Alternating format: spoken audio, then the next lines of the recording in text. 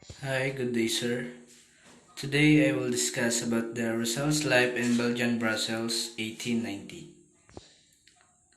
January 28, 1890, Rizal left Paris for Brussels, capital of Belgium. Two reasons. The cost of living in Paris was very high because of the Universal Exposition. Number two, the gay social life of the city hampered his literary works, especially the writing of his records. Novel El Filibusterismo. Friends of Rizal believed that Rizal was running away from a girl. Valentin Ventura invited Rizal to live with him in Paris without paying any rent. So this is the friend of Rizal.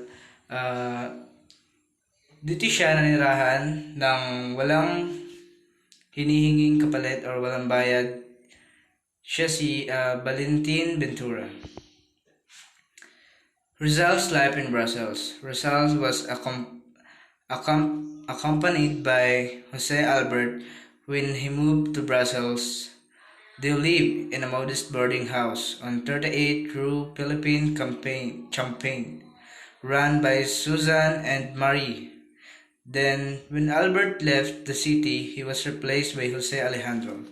In Brussels, Rizal was busy writing in his second novel, which was a continuation of Nolly. He was never idle, even for an hour. Aside from writing each chapter, he wrote articles for La Solidaridad and letters to his family and friends.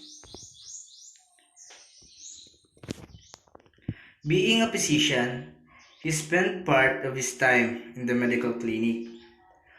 For recreation, he had a gymnastics at the gymnasium, a target practice, and fencing at the armory. Speaking of Rizal's frugality, Jose Alejandro, his roommate in Brussels, said, Rizal said just to eat pancit, but it was over-calculated, so to remedy the error made they were compelled to have pancit for lunch and supper for 2 days, or supper for 2 days. Rizal's articles in La Solidaridad, a la defensa or to la defensa, la verdad para todos, or in English, the truth for all. Vicente Baranti Teatro Tagalog. Una profanación or a profanation. Verdades nuevas. New truths. Crueldad. Cruelty. Differences. Inconsequences. Llanto y risas, tears and laughter. Ingratitude, ingratitude, visuals. A la defensa or to la defensa, a reply to an anti-Filipino writing of a Spanish author Patricio de la Escosura.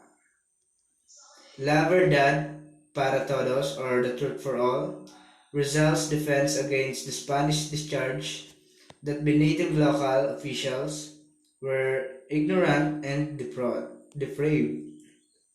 Vicente Barantes Teatro Tagalog. He exposes Barantes' ignorance on the Tagalog theatrical art. Una profanación or a profanation.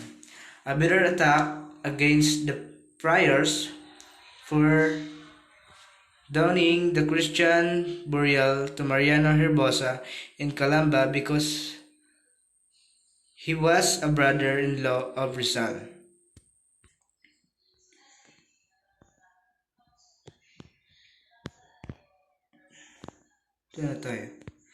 Verdades Nuevas or New Truths, a reply to Vicente Bello Sanchez' letter published in La Patria, which asserted that the granting of reforms in the Philippines would ruin the peaceful and material rule of the friars.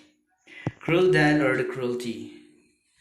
A brilliant defense of blooming treat from the scurrilous attack of his enemies.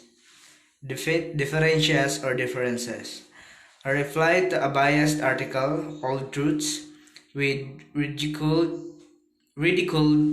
those people who ask for reforms. Inconsequentias or inconsequences. A defense of Antonio Luna against the attack of Pablo Merdias in the Barcelona newspaper El Pueblo Soberano. Liantoy Risas or the Tears and Laughter. A denunciation of Spanish racial prejudice against the brown Filipinos. Ingratitude or ingratitude. A reply to Governor Jean Valeriano Weyler, who while visiting Calamba to the people that they should not allow themselves to be deceived by the vain promises of their ungrateful sons. New orthography of Tagalog language. Rizal was the first to advocate the Filipinization of the native language orthography. For instance, the Tagalog letters K and W should be used instead of Spanish C and O. Tagalog word salakot should be written as salakot. Rizal criticized Madrid Filipino for gambling. In Brussels, Rizal received news from Juan Luna and Valentin Ventura that the Filipino in Spain were destroying the good name of their nation by gambling too much. These two compatriots in Paris urged him to do something about it. Accordingly, Rizal wrote to Dulpilar on May 28, 1899 to remind the Filipinos in Madrid that they did not come to Europe to gamble, but to work for their fatherland's freedom. His letters runs as follows. Bad news from home. Letters from one received in Brussels worried him. The Calamba agrarian trouble was getting worse. The management of the Dominican hacienda continually raised the land rents until such the time Rizal's father refused to pay his rent. Other tenants, inspired by Don Francisco's courage, also refused to pay their rents. Meanwhile, the tenants, including the Rizal's family, were persecuted and ejected from their lands. The sad news from home depressed Rizal. His heart bled to know the sorrowful plight of his parents, brother and brother-in-law. Presentiment of death. In his moment of despair, Rizal's bad time during the night in Brussels, when he was restless because he was always thinking of his unhappy family in Calamba. So parang ito na yung sinasabing yung kalungkutan ni Rizal dahil inisip niya yung parang nagka-problema doon sa pamilya nila sa Pilipinas or sa Calamba. Although he was not superstitious, he feared that he would not live long. He was not afraid to die, but he wanted to finish his second novel before he went to his grave. This morbid presentiment of early death was divulged by him to Mr. de Pilar in a letter from Brussels date June 11, 1890. Siguro, nagka-problema dito kasi parang yun nga yung sinusulong na nila yung para sa karapatan ng mga Pilipino para makalaya sa ng mga Espanya. Siguro nagkaroon ng kamalayan yung mga Espanyol sa ginagawang pag-aaral ni Rizal para makalaya yung kanyang mga kababayan or yung kanyang bayan.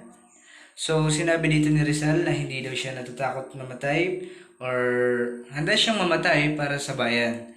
Kasi sino ba naman siguro kayang ipagtanggol yung sariling bayan? Maybe not all, but siguro yung pinaninindigan talaga nila yung pagka-Pilipino nila is kaya nilang ipagtanggol or kaya nilang gawin yung